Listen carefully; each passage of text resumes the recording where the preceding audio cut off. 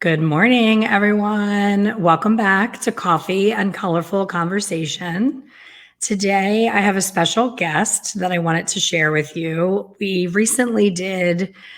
I found him on Instagram, and we recently did a podcast episode, and I loved the episode because it was all about things that I know nothing about, which is wigs and pieces and all the fun things that you can use for more dress work. And we just talked and talked and talked. And I said, oh my gosh, this podcast is going to be like 4 hours long. Why don't you jump on a coffee chat? When we did Revival, which I'm still on a Revival high, you guys are getting your Rusk treats in the mail. Everyone's so excited. I'm jealous. I didn't get mine yet. So you got it before I did. But Vivian and Nick did a lot of dress work and talked about hair pieces and wefts. And like I said, that is all foreign to me. I am strictly color, everything color. So Daniel, dropped some knowledge bombs on, really cool tips on actually coloring wigs. You never think about having to do a color change on a wig. Some of us, unfortunately, have had the thing come up where a client has cancer, has to go through treatments. We have to shave their head. And for me, I always felt really helpless in helping them to get a wig to get them through that time. So this whole realm is so interesting to me, and I know you're going to love him and it's going to be interesting to you. So I'm going to bring on my guest, Mr. Daniel Koye. And he will further introduce himself as you're not blurry, you're fabulous. Now don't move. Welcome. How are you? Thanks for having me. I'm doing good. Happy Wednesday, awesome. Right? Happy hump day. Here we go. Oh yeah. Hump it up. So Daniel is funny, as you can see, and he works on Broadway shows, on TV sets. I mean, I could go on and on, but he is going to do a much better job of sharing all of that with you. So Daniel, take it away. Tell people who you are, what you do, and why you're so fabulous. Oh my gosh, that's a very delightful intro. Thank you. Hi, I'm Daniel Koye. I do hair, wigs, and basically hair continuity for TV, film, and Broadway. I started on Broadway. I did 23 Broadway shows, and then I kind of moved into TV, where there's a huge need for wigs. And I know most of your people that are listening are from behind the chair, so I'm going to give a little, what I do, kind of day in the life of. So most of my job is from 4 a.m. to 7. My job is done by 7 o'clock, the latest. And then I sit and I watch hair all day. You know how you're watching a TV show and sometimes the bang moves if they're talking back and forth with someone. So my job is really to watch that, to make sure it all stays consistent so that the editors, when they get the footage, can just cut in between to whatever take they like. And then if you're working on a bigger show with stunt doubles, so that's I have actors who don't want to run. I have actors who really don't want to wear their own hair even. That was a fun one last weekend. And I had 2 days to make a full custom wig to match her own hair because she didn't want to wear her own hair. Totally fine. I love it. And, because the price goes up. So that's fun and exciting. So, and then we have wigs that we have to match people. So with my studio that I have my I call them friends, colleagues, coworkers who need to oh, we have a stunt double. She's going to be jumping off a building tomorrow. Do you have a wig to match? I'm like, give me a picture. So they only send me the back of the person's head. So I can go through my stock of wigs. I don't want to move things, but so I have a stock of wow. Wigs. That's like the dry cleaner rack. It looks like it can rotate around the room. I want that really bad. So it goes all the way around my room. So I can kind of just pull and create human and synthetic hair. So that's been the majority of my job right now. I have been educating people on how to make wigs because I feel Milady has done a very horrible job, I'm saying it, with the education of wigs. I know for state board reasons, they don't really need to go into it. But as someone behind the chair, we need to know this information. And I have a question. You said human and synthetic. Is there a way to tell whether something is human or synthetic. I was on QVC 100 years ago. I think my son was 2 and now he's 22. And I did these little hair pieces, and they were those things with the comb that made your hair look like an updo. And my mom, for the longest time, my mom's like, I just want my hair long enough to put in a French braid. I'm like, you're beyond that. What are you, 12? A French braid? What are you talking about?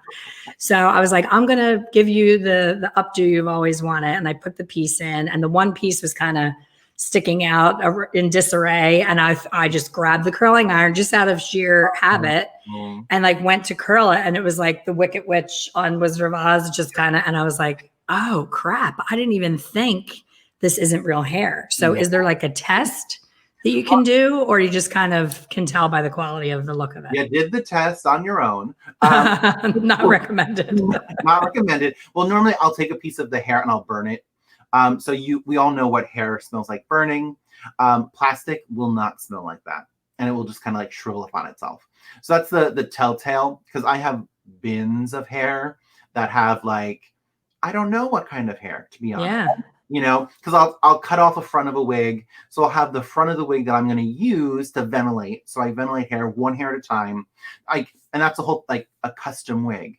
It's made from scratch, one hair at a time, so that we can actually copy the client's hairline. Wow. So this is a front and side view. It was going to be for Naha, but I didn't get that far. You can kind of see like the whole situation, where the red line is the actor's hairline or model's hairline. So I copy it down to the absolute umpteenth teeth. So down here, as you can see, there's even like a lighter blue streak. I can't lighter blue streak in it. So this is like almost the foundation of what I do. And it just gives a softer look to the wig. I copy hairlines. Like so much patience and detail. Yeah, it's about one hair per every hole on the lace. So it can take anywhere between 60 to 90 hours to make one wig. Wow. So yeah, it becomes a little bit a nuisance. So I'm just going to show you the insides. I have so much. I can talk for hours about wigs. So here's like an inside of a wig, and you can see it's just like a dress. We put the lace where we want it. So I have a finer lace on this side over here. So this is where the part is, and then I have just patches, and it fits their head. So I take a bubble of their head, and then I can. So yeah, that's insane. I've never seen a wig in person of that high quality. Like we talked on the podcast. I'm like, dude, my experience with wigs is Halloween. Get this thing off. I'm hot. right. Get this far away from me. I'm done with it. But that's like unbelievable. I mean, what would something like Beyonce's hair cost? I mean, if it's that many hours and it's one hair at a time. Now, do you think she's regular extensions, or do you think she's an entire piece like you have? If we're going to talk about her in particular, I know we have a ton of extra hair in it. So I know now people are using, looking to manufacture in China, and they'll just like kind of use those wigs. You kind of see them. They kind of look like robot hairlines, and people are plucking, tweezing, bleaching knots, all this hoopla, which they're totally usable. You know, it's a huge advancement in the wig industry, where we're used to the Halloween wigs, just and go. I've been doing this on Broadway for decades on Broadway, so that the lace literally stays above the eyebrow. And then sometimes, if you ever seen a show, they have like the microphone underneath. Yes. So and you're like, but where does it go? It doesn't go. So their whole microphone, the pack, the mic, everything is under their wig. So then as an artist, we have to style the hair around it. You know, oh my gosh. Those like profile views where they're looking like an alien. And sometimes like the leading actresses will have 2 microphone packs. In case one goes out, they'll have a separate one. So we're literally styling like finger waves on a wig that has like 2 microphone packs, and like with Bernadette Peters, has so much hair in it that you're trying to like push it, move it around to make it look realistic. You have to do it fast in between when they're doing different scenes and running back. Yeah, for quick changes. So that's like one person can play like 12 different people in a show.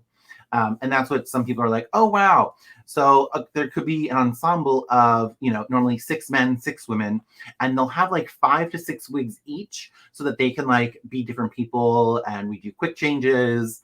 So that's always a fun little part of live theater, but it does get monotonous. And are you on your own back there with all those wigs, or do you have a team of people? Let's see. It depends on the show. I've been on solo shows where it's just one person, where it was just me, and I kind of went around, did my thing. And then I've been on shows that have 5 or 6 people that are doing hair in it. I was just on a show. I'm not sure if I can say the name, but we're not going to because it's a really good show. And with COVID times, we had 15 hair people and we had 15 makeup people. So in the hair union and makeup union, you cannot cross crafts, as we call it. So they had 15 hair, 15 makeup, just so we can do, the people on set, especially with COVID, cross contamination and testing and being sequestered and all this. It was a whirlwind, but very excited, of course, because I get to, be quarantined by myself in a hotel room. So yeah, but the major thing is with wigs is you can make a wig look amazing, no matter whatever the cost of the wig. Like, cost doesn't really have a factor in my life. I have taken a $20 wig and made it look like $1 billion.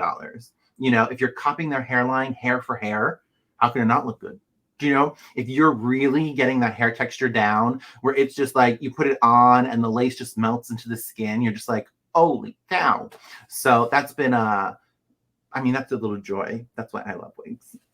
Do you get to meet up with the actor and try the wig on and make sure everything's right? Or you have to be on and you have to throw that on to that body double and it better work? Like, how much connection do you get in between? Yeah, it depends on who it is. Like, I have like Vanessa Williams, I have Patti LaBelle's head, I have Fantasia's head, I have Cicely Tyson's head. And like, if they need a wig, they'll call me, I'll make it and I'll send it out.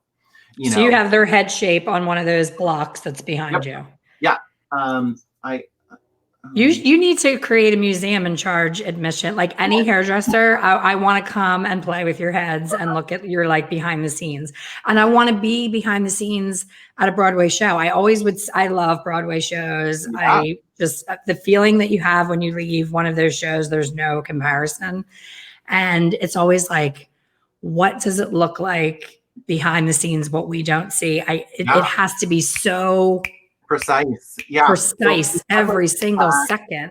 And it tech and like rehearsals are a lot, but that's where we figure it out. That's where we get the well-oiled machine going. So then by the time we're running it for truthfully a week, 2 weeks, it's a well-oiled machine and we're just going and going and going. And people just, when you can take a break, when you can go to the bathroom or eat or set your wig for the next show.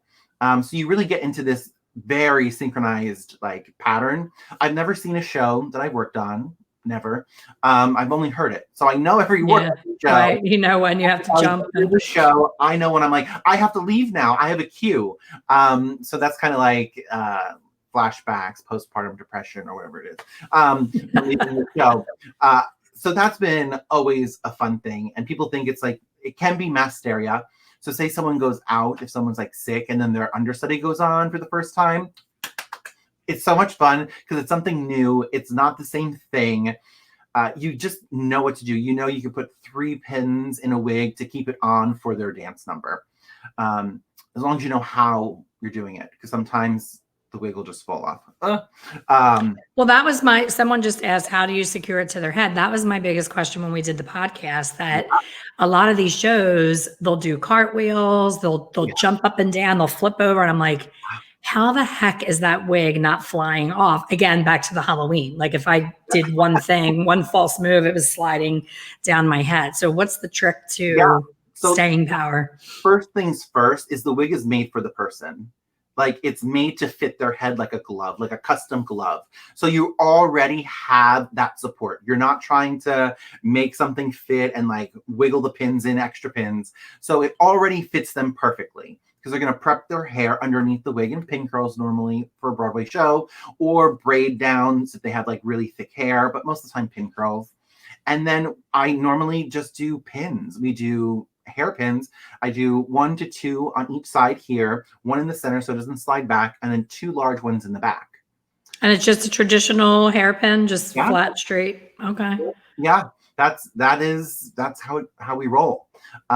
Because it And is, are most of the wigs on the Broadway shows human hair or synthetic hair? depends on the budget of the show, depends on how crazy someone is, and as far as their artistic design.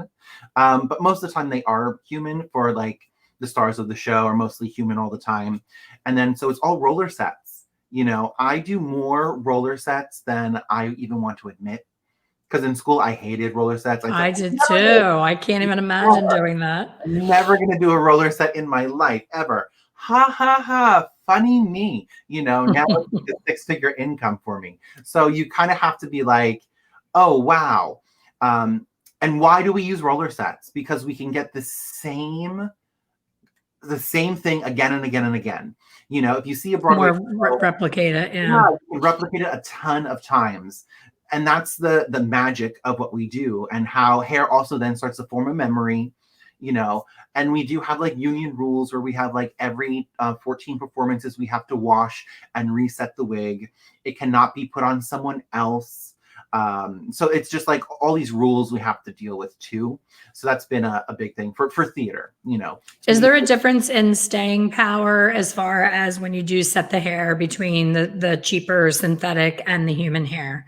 I would think that the human hair wouldn't hold as much because it's like human hair, and synthetic's basically like, a wiry version of it. With synthetics, we actually steam the hair into place. So we're remelting it around the roller set.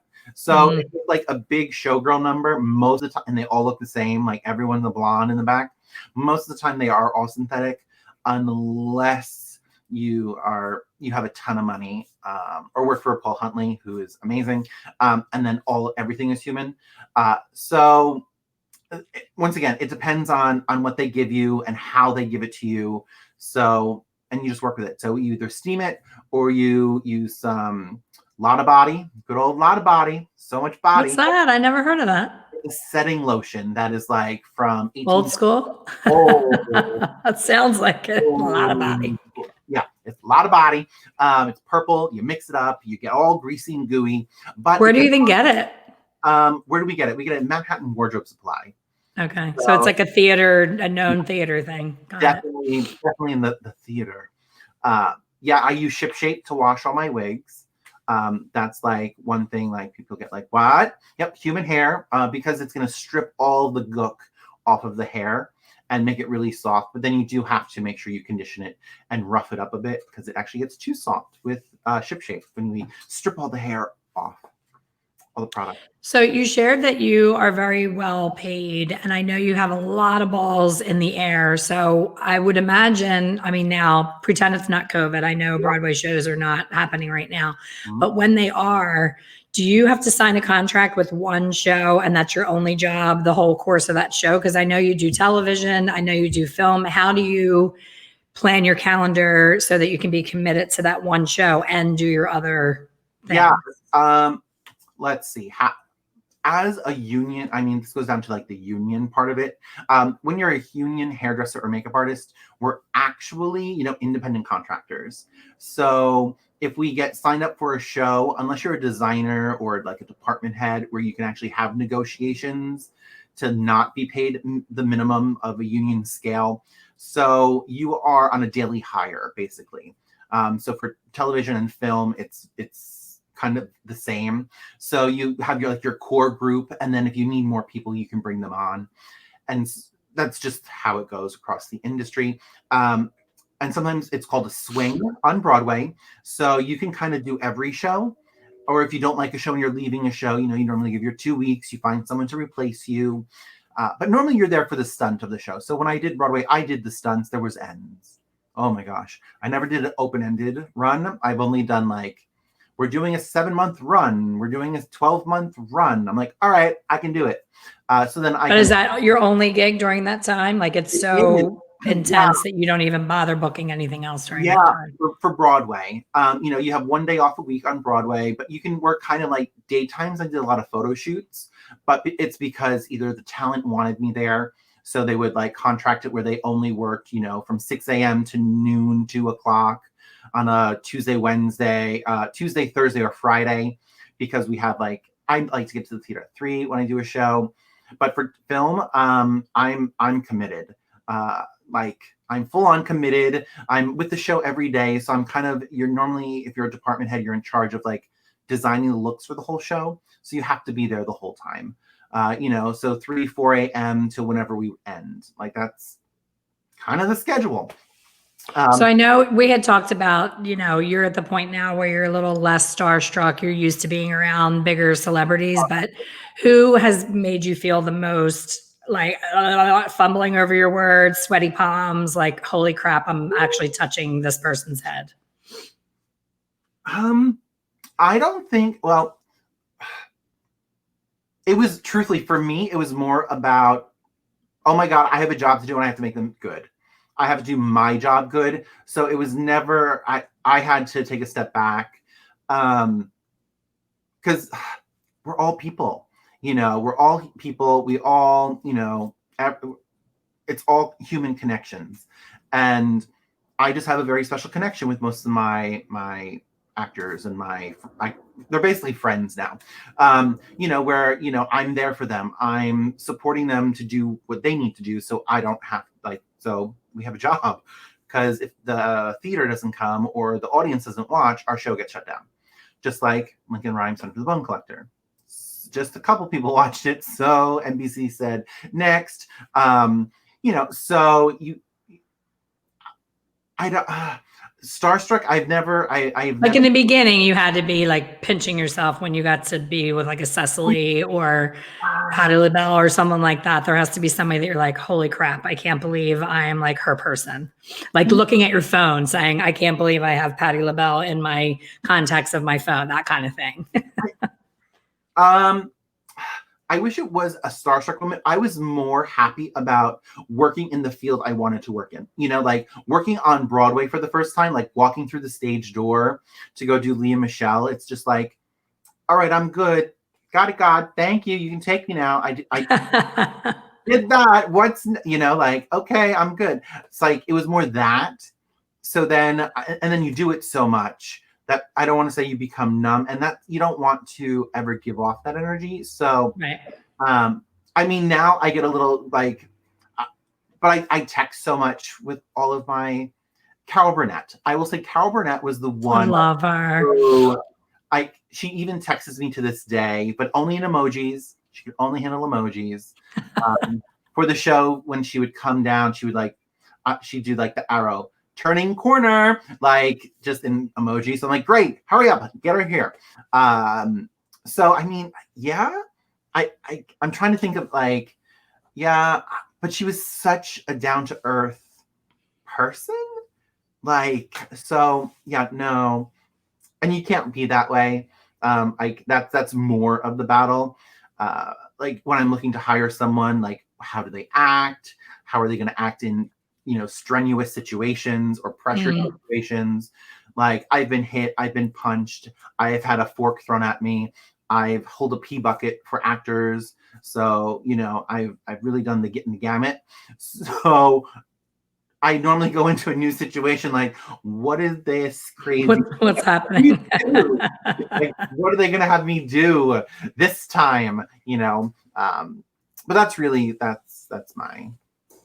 Did you originally ever have aspirations of being on Broadway when you were younger? Did you want to be on the stage acting? Oh my gosh! It was surreal when you got to be behind the scenes. Yeah, and I don't even want to say like, "Ooh, I wanted to be on stage," because I really didn't care. I just loved that I could play pretend. You know, play pretend. You dress up. You have complete. You could be anyone you want.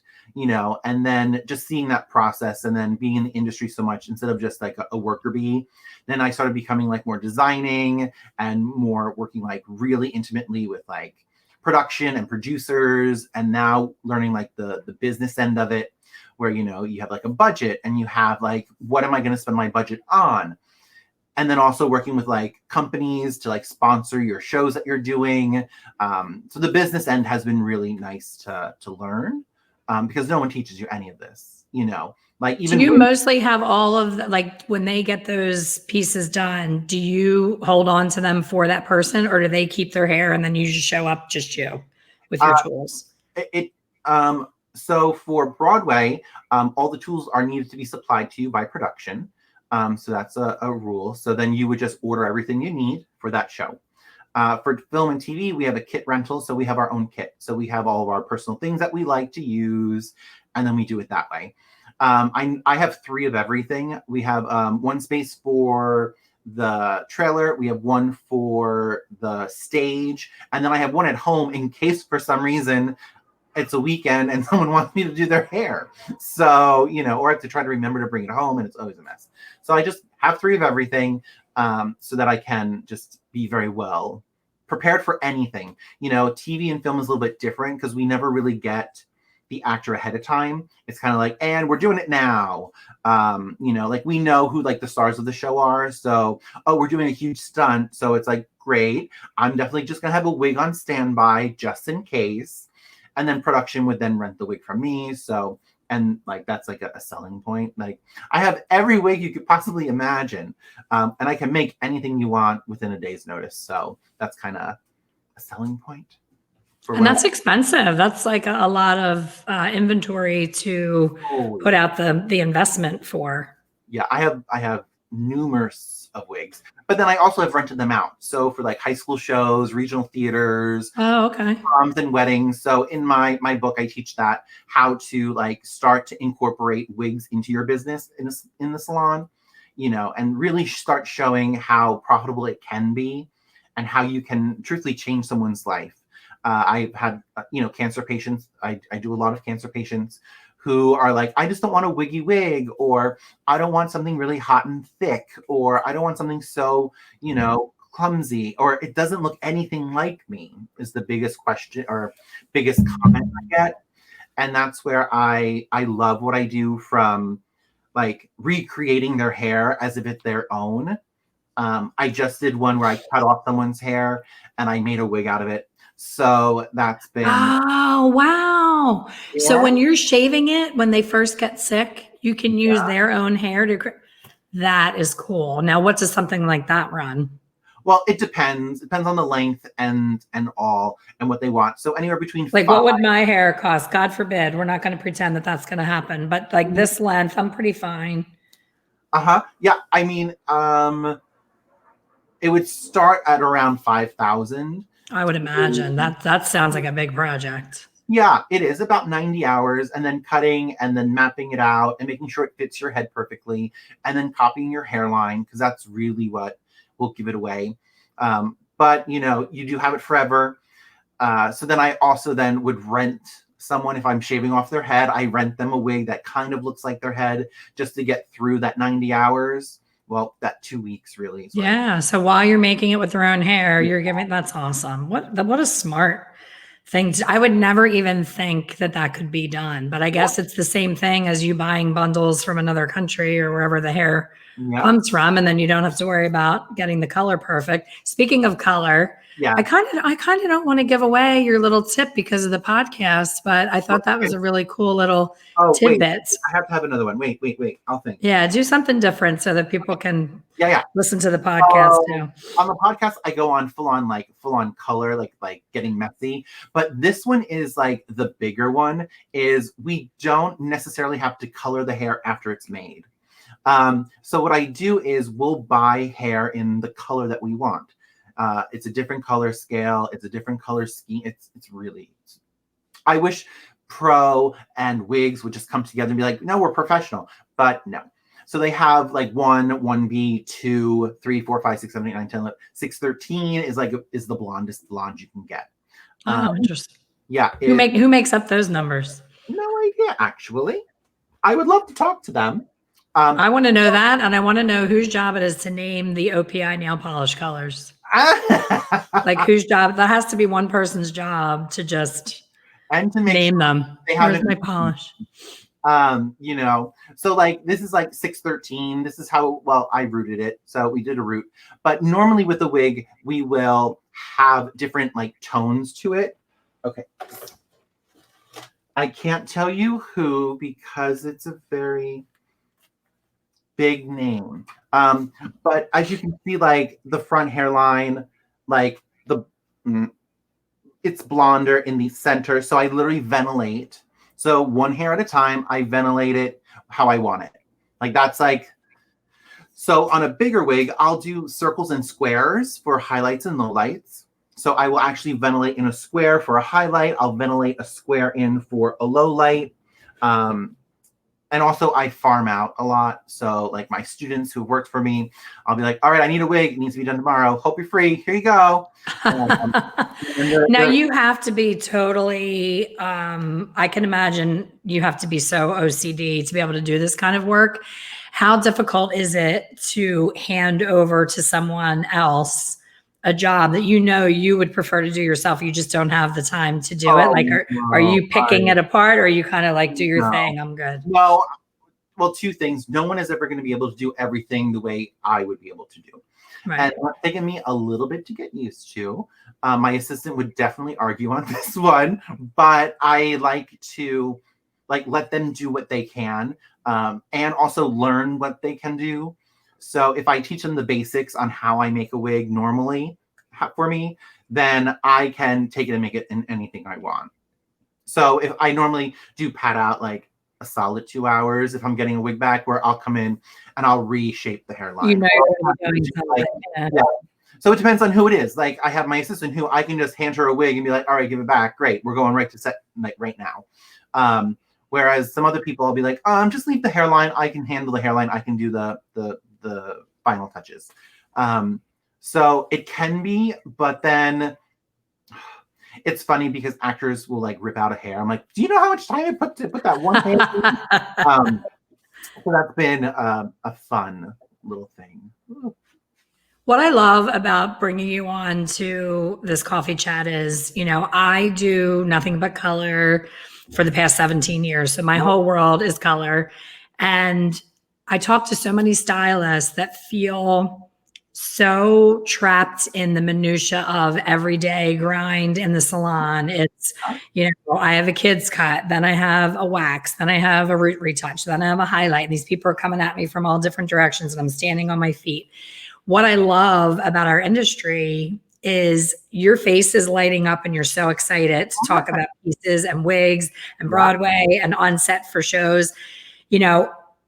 Up until probably a year ago, no one ever even spoke about the behind the scenes person. I know Ted Gibson was fighting to have, Oscars for the hair and makeup people, because without us, without what you do, imagine a Broadway show with their own hair and no makeup. You'd be sitting there like, what the heck is going on? So it's nice to see us finally getting our due and being, on the credits.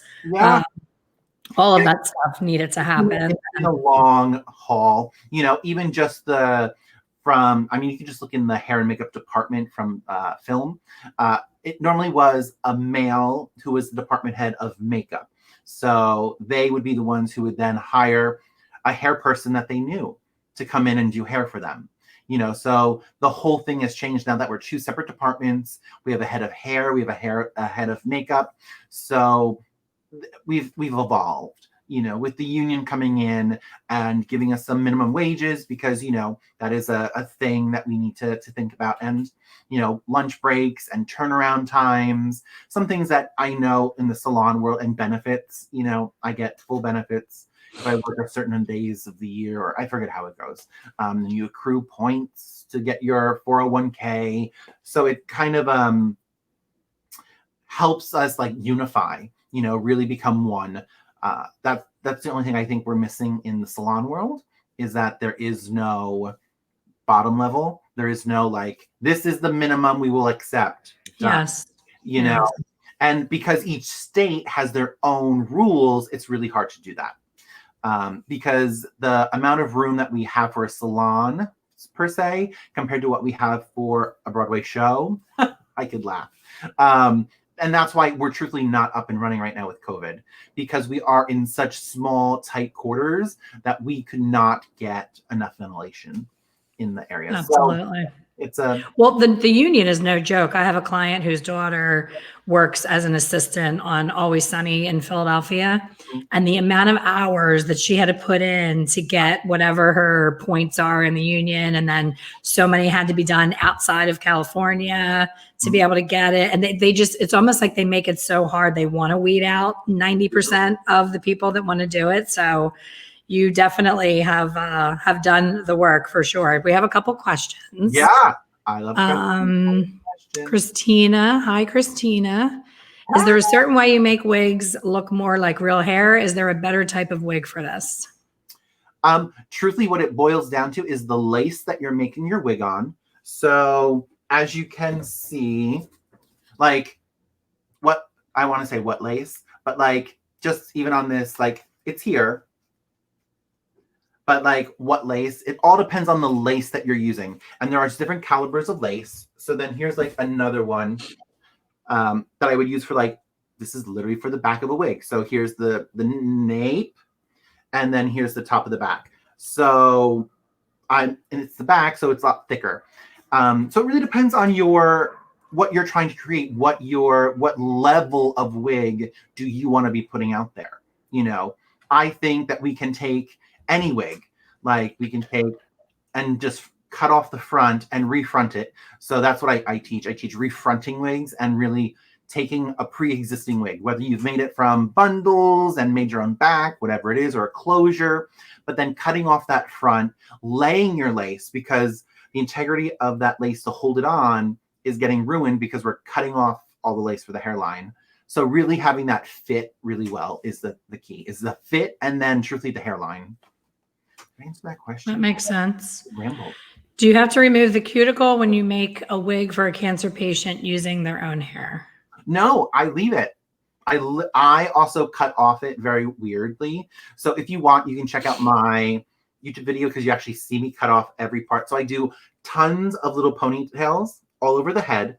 And then when I cut it, I put it onto a wig head in the same exact spot where I cut it off from. So that I would love to see you have that on video. Have you done that?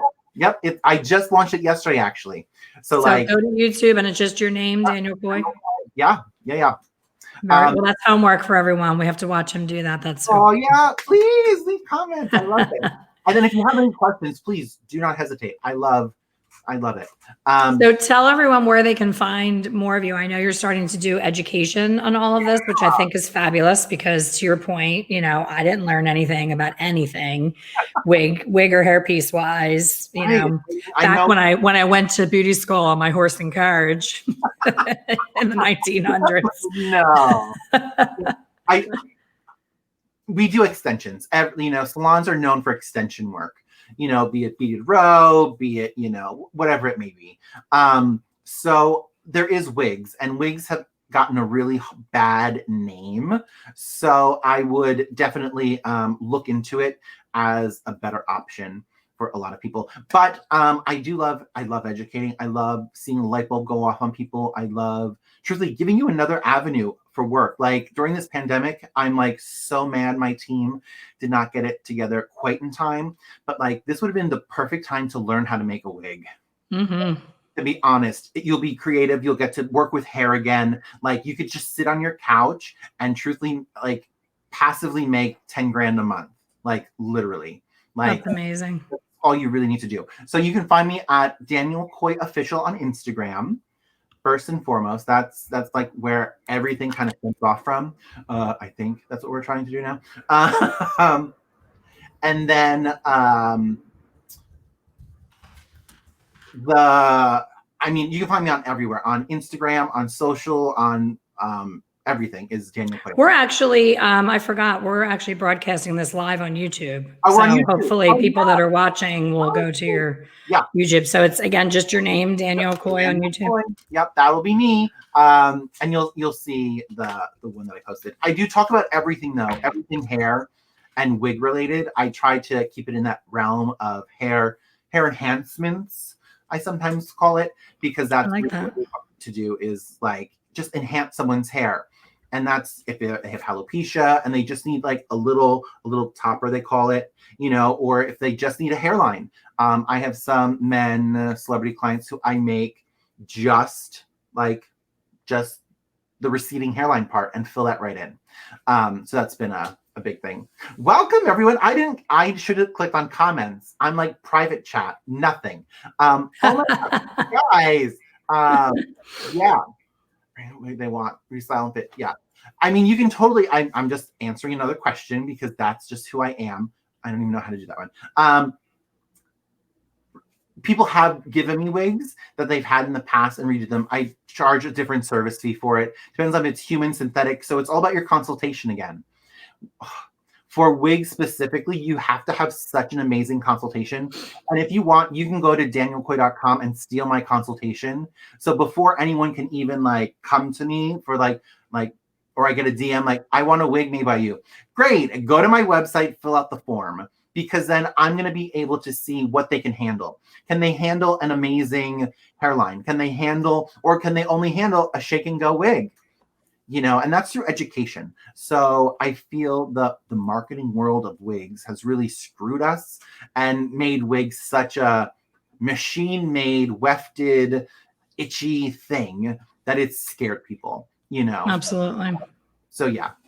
So Julie said, I'd like to observe the day in a life with Daniel. This is very interesting and he's fun. Julie is one of my Hair Color Secrets Insider members. So Julie, Daniel is our December coaching call. So you are going to have more of Daniel. Yeah. He is going to be with us for our call. So any of you insiders that are on here, get excited about that. And if you're not an insider, why the hell not? It's time for you to join. It's open enrollment right now.